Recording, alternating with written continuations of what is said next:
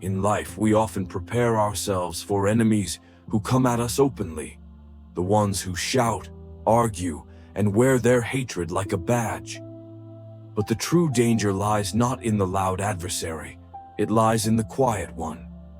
The person who smiles at you in the hallway, the colleague who always knows a bit too much, the friend who feels just a little too invested in your failures. This isn't paranoia, this is awareness. Because in a world where betrayal often wears a friendly face, knowing who is with you and who is watching for your fall could be the difference between survival and devastation. Let's explore the 5 critical signs that someone doesn't just dislike you, they're playing the long game to destroy you. And more importantly, let's discuss what you can do to protect yourself, not just from others, but from the self-doubt they try to plant within you. 1. The silent observer. When presence is a weapon. You don't hear them coming. You don't see their name in your inbox or their face in arguments. They're not confrontational. They're observant. Too observant. This person tracks your habits, notices your routines, and shows up, coincidentally, where you go. They don't confront, they collect. Every detail of your life becomes another puzzle piece in their plan. At first you think it's just coincidence. But over time, their presence feels unnatural, like a shadow that keeps reappearing in your path. In an age of digital oversharing, it's easier than ever to be watched without knowing it. Friends tag you in locations. A photo on Instagram reveals where you jog in the morning. A quick conversation becomes a roadmap to your daily life. Stoic reminder: your mind will take the shape of what you frequently hold in thought. Marcus Aurelius. If you dismiss the signs, you reshape your world around ignorance, not strength. Instead, observe quietly. Trust your gut. Awareness is not fear, it's power. What to do? Be mindful of patterns. If someone is always where you are, track it. Control your digital footprint. Limit what others know. Don't explain away discomfort. Intuition is intelligence in disguise. 2. The quiet betrayal. Erosion, not explosion. Most people think betrayal comes in a flash, a dramatic revelation, a knife in the back. But the most dangerous betrayals are slow, drip by drip, word by word, whisper by whisper. This person doesn't attack you outright. They plant seeds of doubt, a small rumor here, a misinterpreted quote there. They don't destroy your image directly. They get others to do it for them. And by the time you realize what's happened, you're alone, isolated, misunderstood. Example: Emily, once respected at work, suddenly found her relationship souring. Her boss pulled back. Friends became distant. She didn't know why, until she discovered that someone had been quietly turning others against her. This is not a story of paranoia. It's a reality of manipulation. Stoic reminder: the opinion of 10,000 men is of no value if none of them know the truth. Marcus Aurelius.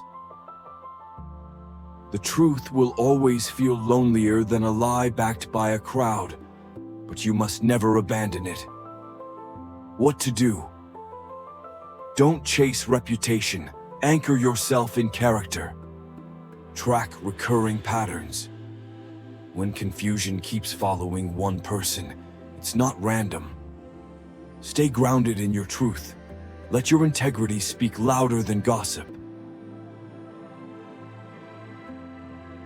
3. The mask of friendship. A smile that cuts deeper than a knife. There is no betrayal more brutal than one that comes from someone you called a friend. This is the person who gains your trust quickly. Too quickly. They want to know everything, your fears, your dreams, your weaknesses. But not to support you, to study you, to find cracks in your armor and slip the blade in when you least expect it. They don't yell, they don't threaten, they just collect your secrets. And when the time is right, they weaponize them. Example: James shared everything with his new friend, Daniel, only to later find those same details used to sabotage his reputation and career. The Stoics warned against this centuries ago. Stoic reminder: be wary of those too eager to stand by your side. Marcus Aurelius. True loyalty is earned slowly. Betrayal often comes fast, because trust is the quickest shortcut to destruction. What to do? Build trust gradually. Don't mistake attention for affection.